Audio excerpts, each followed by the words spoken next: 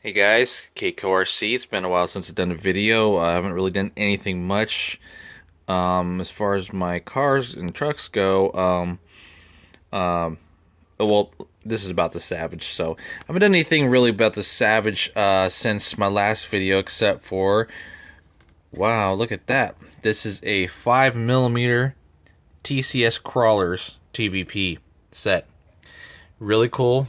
Um, everything fits because as the iterations of Savages went down the line, not too much changed, but there are some subtle differences. So I'm gonna just go into this real fast. This is gonna be like just a quick little preliminary video before I actually do my full setup and running video and everything like that. So one thing I have to say about this frame, you can see right here, the hole that I thought that you would think would be the countersunk, counter milled, whatever you want to call it, would be used for this that pipe thing that goes in the bulkhead here.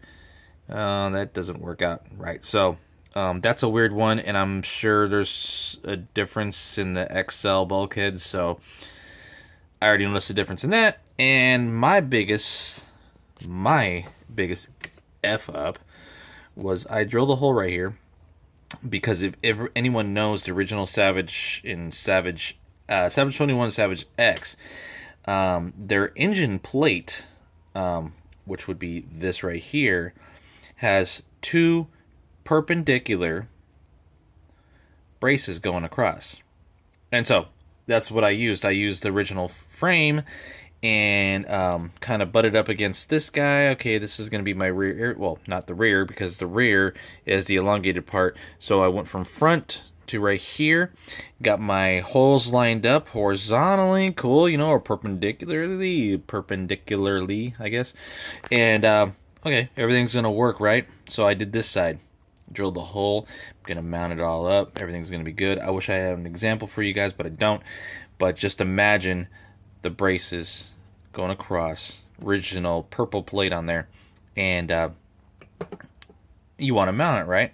Well, guess what? The Flux decided, or HPI Racing decided on the Flux, they want to do some offset, weird, crazy, stupid crap. So, I unfortunately jumped the gun on this, and I emailed TCS Crawlers. Actually, I text them. So if you guys are having an issue with TCS Crawlers or anything, just anything in general, text the number on their website, and they are very quick to respond and very understanding. And I can't emphasize the understanding enough, because I thought there was an issue. And the issue is, and it's not really an issue, is you can kind of see, it's hard to tell, but on the original Savage 21, Savage X, you're going to have the horizontal or perpendicular mounts, like I said.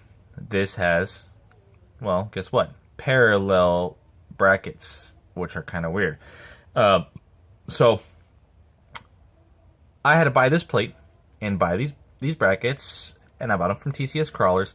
And this is all after I sent back my TVPs. They sent me a shipping slip. I'm sorry, packing slip or shipping label, whatever you want to call it. And I sent it back, and they said, no, that's just the way it's built. So I felt like an idiot, and then went ahead and asked for them back. But I didn't just ask for them back for free or nothing like that. I ordered these from them, which was on their website, so I can get this job done correctly. And I asked if they could send it back with my package, and they agreed. So I didn't pay any extra shipping, and actually it was on them to pay the extra shipping back, and then the little bit extra. I think they use USPS, so I think it just goes by size. But anyway, very understanding, hooked me up in the long run anyway, so I kind of got a freebie from them as far as the shipping and stuff goes.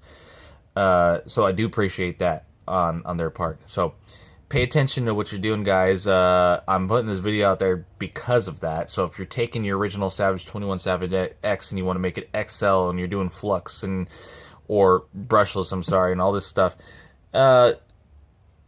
just pay attention to the video here, and you'll understand. So these guys right here, the reason why you see these screws popping out there, let's focus. Come on. What is up with this phone? Anyway, there we go. Kinda. There's a screw and the nut. And so what I did, because this Kershaw Designs motor mount that I had purchased, and I just didn't want to change anything because I really like how beefy it is and really how cool looking it actually is. So it was designed around using the stock 21X engine plate.